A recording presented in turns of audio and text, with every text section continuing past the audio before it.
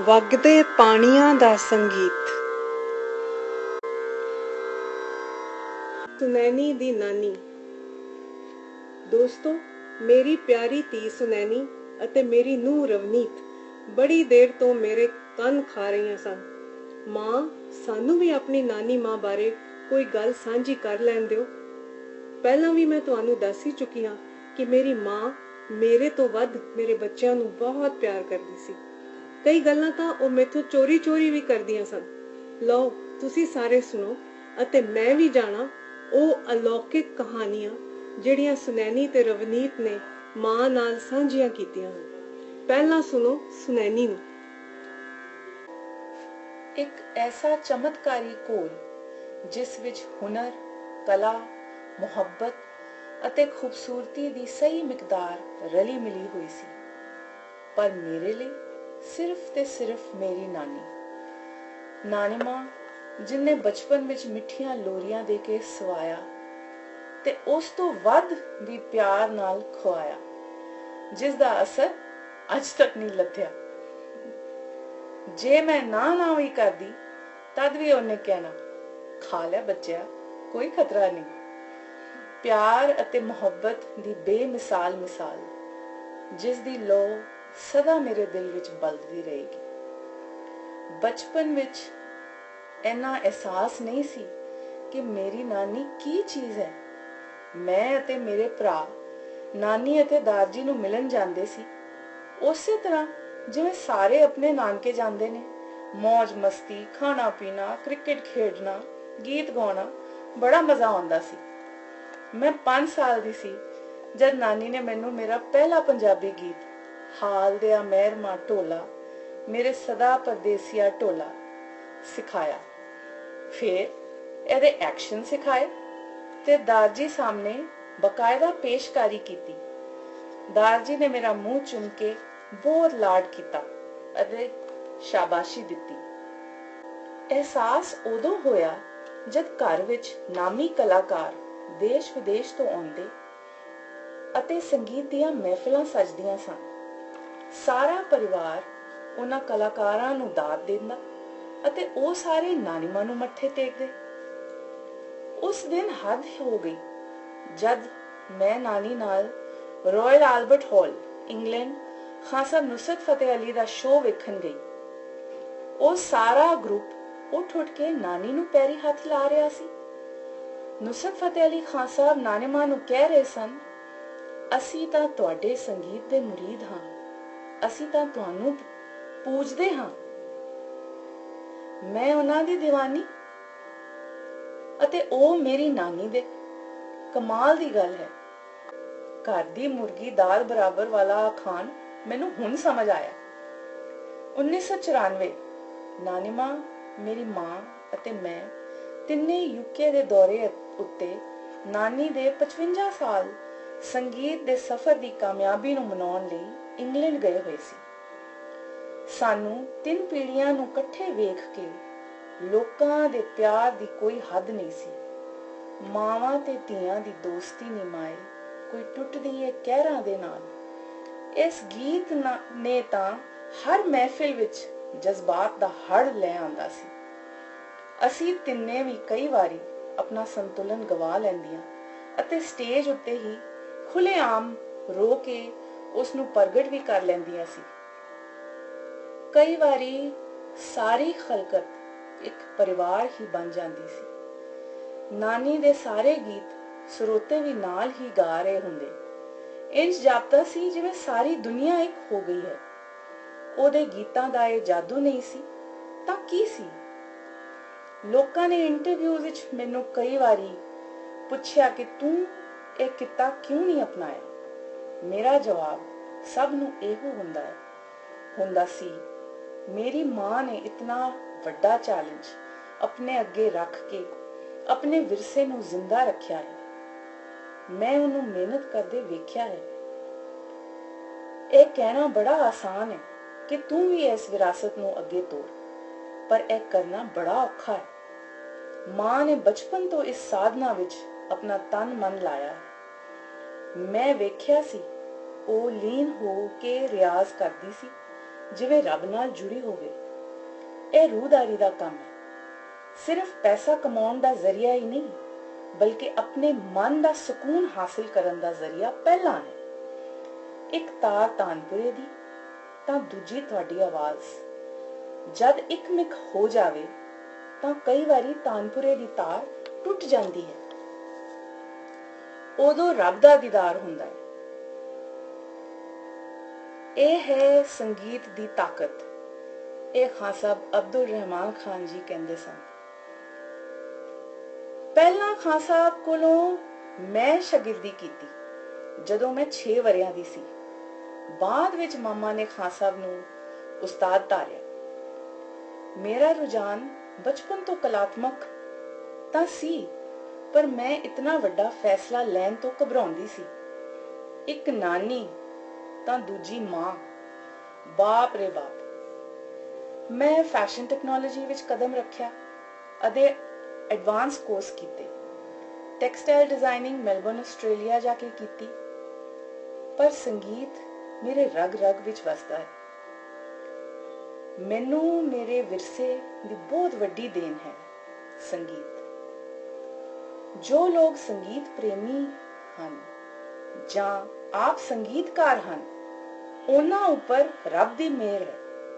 ਉਹ ਆਮ ਇਨਸਾਨਾਂ ਤੋਂ ਉੱਚੀ ਸੁੱਚੀ ਸੋਚ ਰੱਖਦੇ ਹਨ ਅਤੇ ਜ਼ਿੰਦਗੀ ਨੂੰ ਤੋਰਨ ਲਈ ਇੱਕ ਲੈਅ ਅਤੇ ਤਾਲ ਬਣਾ ਕੇ ਜਿਉਂਦੇ ਹਨ। ਨਾਨੀ ਅਤੇ ਮਾਂ ਨਾਲ ਇੱਕ ਪੰਜਾਬੀ ਗੀਤਾਂ ਦਾ ਐਲਬਮ 3 ਜਨਰੇਸ਼ਨਸ ਵੀ ਕੀਤਾ, ਪਰ ਮੈਂ ਇਕੱਲੀ ਆਤਮ ਵਿਸ਼ਵਾਸ ਨਾਲ ਸਿੰਗਰ ਬਣਨ ਦੀ ਜੁਰਤ ਨਹੀਂ ਕਰ ਸਕੀ। ਫਿਰ ਵੀ ਮਾਂ ਦੇ ਸਾਰੇ ਐਲਬਮਾਂ ਵਿੱਚ ਕਿਸੇ ਨਾ ਕਿਸੇ ਤਰੀਕੇ ਨਾਲ ਸ਼ਿਰਕਤ ਕੀਤੀ ਹੈ। ਨਾਨੀ ਹਮੇਸ਼ਾ ਹੌਸਲਾ ਅਫਜ਼ਾਈ ਕਰਦੀ ਸੀ, ਪਰ ਮੈਂ ਪੜ੍ਹਾਈ ਵਿੱਚ ਬਹੁਤ ਰੁੱਝ ਗਈ ਸਾਂ। ਪੰਜਾਬ ਯੂਨੀਵਰਸਿਟੀ ਤੋਂ MA ਇੰਗਲਿਸ਼ ਕਰਕੇ ਮੈਂ ਟੂਰਿਜ਼ਮ ਅਤੇ ਹੌਸਪਿਟੈਲਿਟੀ ਇੰਡਸਟਰੀ ਦਾ ਵੀ ਡਿਪਲੋਮਾ ਕੀਤਾ। ਹਰ ਥਾਂ ਸੰਗੀਤ ਨਾਲ ਜੋੜ ਕੇ ਕੰਮ ਕੀਤਾ ਅਤੇ ਕਰਵਾਇਆ। ਬਹੁਤ ਮਜ਼ਾ ਆਉਂਦਾ ਸੀ ਜਦ ਹਰ ਕੰਮ ਨੂੰ ਤੁਸੀਂ ਸੰਗੀਤਮਈ ਢੰਗ ਨਾਲ ਕਰਦੇ ਹੋ। ਮਾਂ ਆਪਣੀ ਸੰਗੀਤ ਦੀ ਕਲਾਸ ਵਿੱਚ ਇੱਕ ਦਿਨ ਕਹਿ ਰਹੀ ਸੀ, ਦਿਲ ਦੀ ਧੜਕਨ ਸਾਡੀ ਜ਼ਿੰਦਗੀ ਦੀ ਲੈਅ ਹੈ। ਜਿਸ ਦਿਨ ਬੇਤਾਲੇ ਹੋ ਗਏ, ਜ਼ਿੰਦਗੀ ਦਾ ਸੁਰੀਲਾ ਸੰਗੀਤ ਮੁੱਕ ਜਾਵੇਗਾ। ਇਹ ਜੀਵਨ ਇੱਕ ਸੰਗੀਤ ਹੈ। ਨਾਨੀ ਮੇਰੇ ਵਾਸਤੇ ਪਿਆਰ ਦਾ ਇੱਕ ਵਗਦਾ ਦਰਿਆ ਸੀ, ਜਿਸ ਦੀਆਂ ਲਹਿਰਾਂ ਉੱਤੇ ਕੋਈ ਤੁਰਨਾ ਚਾਵੇ ਤਾਂ ਉਹਨੂੰ ਬਹੁਤ ਖੁਸ਼ੀ ਹੁੰਦੀ ਸੀ। ਉਸ ਦੀ ਗੱਲ ਵਿੱਚ ਹਾਂ ਮਿਲਾ ਦਿਓ ਤਾਂ ਉਹ ਹੋਰ ਵੀ ਰਾਜ਼ੀ ਹੋ ਜਾਂਦੀ ਸੀ। ਹਰ ਵੇਲੇ ਕੁਝ ਨਾ ਕੁਝ ਵੰਡ ਕੇ ਉਸ ਨੂੰ ਬੜੀ ਖੁਸ਼ੀ ਹੁੰਦੀ ਸੀ।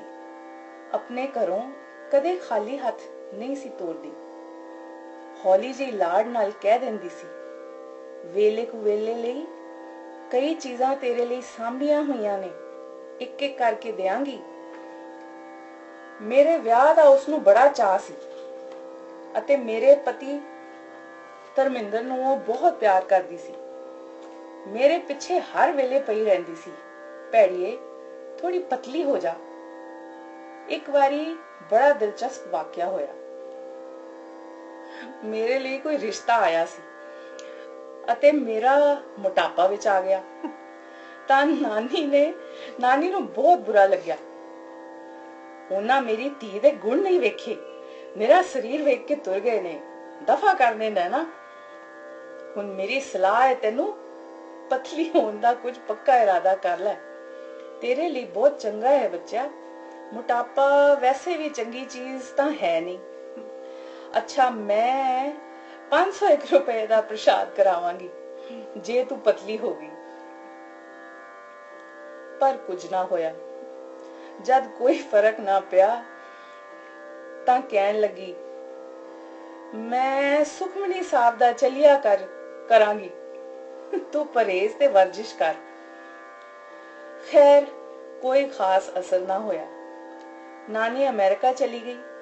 ਜਦ ਮੁੜ ਕੇ 6 ਮਹੀਨਿਆਂ ਬਾਅਦ ਆਈ ਤਾਂ ਮੈਂ ਉੱਥੇ ਦੀ ਉੱਥੇ। ਫੇਰ ਹੱਸ ਕੇ ਕਹਿਣ ਲੱਗੀ, ਹੁਣ ਮੈਂ ਅਖੰਡ ਪਾਠ ਸੁਖਿਆ, ਹੁਣ ਤਾਂ ਪਤਲੀ ਹੋ ਜਾ ਮੋਟੀਏ। ਨਾਨੀ ਦਾ ਇਤਨਾ ਜ਼ਿਆਦਾ ਕਹਿਣਾ ਕਈ ਵਾਰੀ ਮੈਨੂੰ ਦੁੱਖ ਦਿੰਦਾ ਅਤੇ ਕਈ ਵਾਰੀ ਮੈਂ ਸੋਚਦੀ ਮੇਰੇ ਲਈ ਠੀਕ ਹੀ ਕਹਿ ਰਹੀ ਹੈ।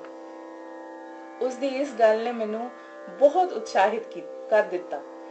ਮੈਂ ਪੜ੍ਹਾਈ ਵਿੱਚ ਇੰਨੀ ਮਸਰੂਫ ਸੀ ਕਿ ਆਪਣੇ ਲਈ ਟਾਈਮ ਹੀ ਨਹੀਂ ਸੀ ਮਿਲਦਾ। ਪਰ ਐਤਕੀ ਮੈਂ ਸੋਚ ਲਿਆ ਸੀ ਕਿ ਨਾਨੀ ਦੇ ਇਸ ਵਾਰੀ ਅਮਰੀਕਾ ਤੋਂ ਵਾਪਸ ਆਉਣ ਤੱਕ ਮੈਂ ਕੁਛ ਨਾ ਕੁਛ ਕਰਕੇ ਹੀ ਵਿਖਾਉਣਾ ਹੈ। ਨਾਨੀ ਅਗਲੇ ਸਾਲ ਅਮਰੀਕਾ ਤੋਂ 5 ਮਹੀਨਿਆਂ ਬਾਅਦ ਵਾਪਸ ਆਈ। ਉਹ ਹਰ ਸਾਲ ਗਰਮੀਆਂ ਵਿੱਚ USA ਚਲੀ ਜਾਂਦੀ ਸੀ ਅਤੇ ਸਰਦੀਆਂ ਵਿੱਚ ਵਾਪਸ ਆ ਜਾਂਦੀ ਸੀ। 1990 ਦੀ ਗੱਲ ਹੈ। ਆਪਣੇ ਜਨਮ ਦਿਨ ਤੋਂ 2 ਦਿਨ ਪਹਿਲਾਂ 23 ਨਵੰਬਰ ਨੂੰ ਉਹ ਉਸ ਸਾਲ ਵਾਪਸ ਆਈ। ਮੈਂ ਅਤੇ ਮਾਂ ਦੋਨੋਂ ਹਵਾਈ ਅੱਡੇ ਉਸ ਨੂੰ ਲੈਣ ਗਈਆਂ। ਨਾਨੀ ਮੈਨੂੰ ਵੇਖ ਕੇ ਖੁਸ਼ੀ ਨਾਲ ਝੱਲੀ ਹੋ ਗਈ। ਮਾਂ ਸਦਕੇ ਪੁੱਤਰ ਕਿੱਡਾ ਹੀ ਸੋਹਣਾ। ਮਾਂ ਵੱਲ ਵੇਖ ਕੇ ਕਹਿਣ ਲੱਗੀ, ਮੈਂ ਕਹਿੰਦੀ ਸੀ ਨਾ ਡੋਲ, ਇਹ ਪਤਲੀ ਹੋ ਕੇ ਬੜੀ ਸੋਹਣੀ ਲੱਗੇਗੀ। ਮੈਂ 35 ਪੌਂਡ ਵਜ਼ਨ ਘਟਾਇਆ ਸੀ। ਬਹੁਤ ਮਿਹਨਤ ਕੀਤੀ ਸੀ। ਨਾਨੀ ਨੂੰ ਖੁਸ਼ ਕਰਨਾ ਹੀ ਮੇਰਾ ਮਕਸਦ ਸੀ। 50,000 ਦਾ ਗਿਫਟ ਜੋ ਐਲਾਨ ਹੋਇਆ ਸੀ ਉਹ ਮੈਨੂੰ ਮਿਲਿਆ ਤੇ ਨਾਲ ਹੀ ਮਾਂ ਨੂੰ ਸਲਾਹ ਦਿੱਤੀ ਗਈ, ਹੁਣ ਕਰਦੇ ਇਹਦਾ ਵਿਆਹ ਡੋਲ। ਜਿਹੜੇ ਮੋਟੀ ਕਹਿੰਦੇ ਸਨ ਉਹਨਾਂ ਦੀ ਐਸੀ ਦੀ ਤੈਸੀ। ਵਿਆਹ ਕਰਦੇ, ਹੁਣ ਦੇਰ ਨਾ ਲਾਵੀਂ। ਜਦ ਧਰਮਿੰਦਰ ਮੇਰਾ ਰਿਸ਼ਤਾ ਮੰਗਣ ਸਾਡੇ ਘਰ ਆਇਆ ਤਾਂ ਨਾਨੀ ਮਾਂ ਨੇ ਉਸਨੂੰ ਇਹ ਪਹਿਲਾ ਸਵਾਲ ਇਹੋ ਕੀਤਾ ਸੀ, ਤੂੰ ਤਾਂ ਇਤਨਾ ਫਿੱਟ ਹੈ, ਇਹ ਮੋਟੀ ਤੈਨੂੰ ਕਿਵੇਂ ਪਸੰਦ ਆ ਗਈ? ਉਸਨੇ ਉੱਤਰ ਦਿੱਤਾ, ਨਾਨੀ ਮਾਂ, ਮੇਰੇ ਖਿਆਲ ਵੀ ਵੱਡੇ ਨੇ ਤੇ ਮੈਨੂੰ ਵੱਡੀਆਂ ਚੀਜ਼ਾਂ ਵੀ ਚੰਗੀਆਂ ਲੱਗਦੀਆਂ ਨੇ, ਜਿਵੇਂ ਕਿ ਤੁਸੀਂ ਇੱਕ ਬਹੁਤ ਵੱਡੀ ਸ਼ਖਸੀਅਤ ਹੋ। ਨਾਨੀ ਤਾਂ ਸਦਾ ਲਈ ਉਹਦੀ ਕਾਇਲ ਹੋ ਗਈ, ਤੂੰ ਬਹੁਤ ਚੰਗਾ ਮੁੰਡਾ ਹੈ, ਜਿਉਂਦਾ ਵਸਦਾ ਰਹੋ। ਮੈਂ ਸ਼ਾਦੀ ਤੋਂ ਬਾਅਦ ਅਮਰੀਕਾ ਚਲੀ ਗਈ ਤੇ ਨਾਨੀ ਮਾਂ ਦੀਆਂ ਗੱਲਾਂ ਬਹੁਤ ਮਿਸ ਕਰਦੀ ਸੀ। ਜਦ ਉਹ ਉੱਥੇ ਆਉਂਦੀ ਅਸੀਂ ਸਾਰੇ ਇਕੱਠੇ ਹੁੰਦੇ ਅਤੇ ਮौज ਮਸਤੀ ਕਰਦੇ। ਦੀਵਾਲੀ ਉੱਤੇ ਤਾਸ਼ ਪੱਤੇ ਵੀ ਖੇਡਦੇ। ਮਾਸੀਆਂ ਦੇ ਦੋਨੋਂ ਪਰਿਵਾਰ, ਪ੍ਰਕਾਸ਼ ਨਾਨੀ ਦੀ ਬੇਟੀ ਮਿੰਦਰ ਮਾਸੀ ਅਤੇ ਪਾਲ ਮਾਮਾ, ਨਰਿੰਦਰ ਨਾਨੀ ਦੇ ਦੋਨੋਂ ਬੇਟੇ ਰਾਜਾ ਅਤੇ ਰਾਣਾ, ਦੋਹਾਂ ਦੇ ਪਰਿਵਾਰ। ਇੰਜ ਲੱਗਦਾ ਸੀ ਕਿ ਅਸੀਂ ਸਾਰੇ ਅਮਰੀਕਾ ਹੀ ਵਸ ਗਏ ਹਾਂ ਅਤੇ ਮੇਰੀ ਮਾਂ ਇਕੱਲੀ ਇੰਡੀਆ ਰਹਿ ਗਈ ਹੈ। ਨਾਨੀ ਦੇ ਆਉਣ ਨਾਲ ਸਾਰੇ ਮਿਲਦੇ ਗਿਲਦੇ, ਵਰਨਾ ਸਭ ਆਪਣੇ ਆਪਣੇ ਕੰਮਾਂ ਵਿੱਚ ਬਹੁਤ ਬਿਜ਼ੀ।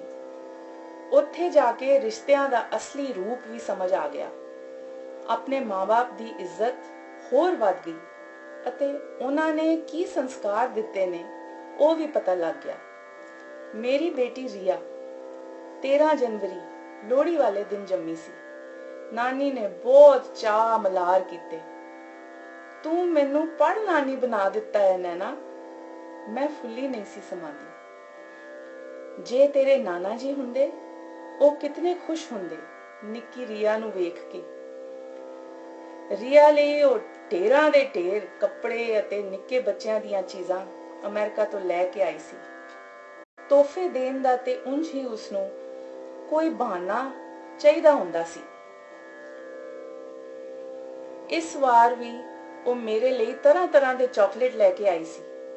ਉਹ ਵੇਖ ਕੇ ਤੇ ਮੈਂ ਲੜ ਪਈ, ਇਹਨਾਂ ਚਾਕਲੇਟਾਂ ਨੇ ਤੇ ਮੈਨੂੰ ਮਾਰਿਆ ਹੈ ਨਾਨੀ ਮਾਂ, ਤੇਰਾ ਪਿਆਰ ਬਹੁਤ ਖਤਰਨਾਕ ਹੈ।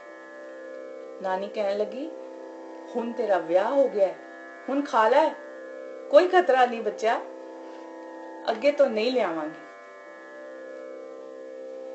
ਜਿਸਮਾਨੀ ਰੂਪ ਵਿੱਚ ਤਾਂ ਉਹ ਅੱਜ ਸਾਡੇ ਨਾਲ ਨਹੀਂ, ਬਹੁਤ ਦੂਰ ਚਲੀ ਗਈ ਹੈ, ਪਰ ਸਾਡੇ ਦਿਲਾਂ ਵਿੱਚ ਉਹ ਸਾਡੇ ਨਾਲ ਹਰ ਵੇਲੇ ਬਹੁਤ ਹੀ ਨੇੜੇ ਹੈ। ਉਹਦੀ ਆਵਾਜ਼ ਹਮੇਸ਼ਾ ਕੰਨਾਂ ਵਿੱਚ ਗੂੰਜਦੀ ਹੈ ਅਤੇ ਗੂੰਜਦੀ ਰਹੇਗੀ, ਪੀੜ੍ਹੀ ਦਰ ਪੀੜ੍ਹੀ।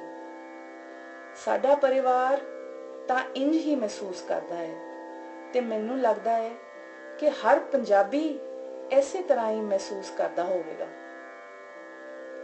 ਵੀਰਾਂ ਦੀਆਂ ਘੋੜੀਆਂ ਤੇ ਧੀਆਂ ਦੀਆਂ ਡੋਲੀਆਂ ਤੇ ਸਦਾ ਉਸ ਦੇ ਗੀਤ ਵੱਜਦੇ ਰਹਿਣਗੇ ਜਦ ਤੱਕ ਪੰਜਾਬੀਅਤ ਜ਼ਿੰਦਾ ਹੈ। ਨਾਨੀ तू अमर है, सदा अमर है।